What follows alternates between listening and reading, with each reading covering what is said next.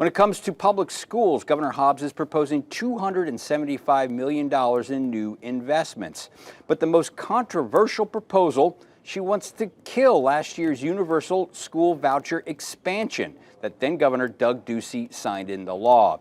This is the program that allows parents to use taxpayer money to send their kids to private schools. This is a key Republican issue and one of Ducey's biggest achievements. On the border, Hobbs wants to eliminate the border strike force and to use the $17 million to fund it to hire more DPS troopers. The Democratic governor also wants to invest into a new program called Local Border Support. Ducey created the strike force that Hobbs is now calling a failure. And during the campaign, Hobbs talked a lot about working closely with local law enforcement and nonprofit groups along the border.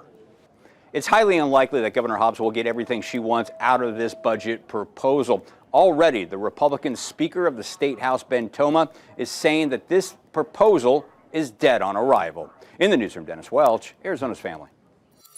New tonight.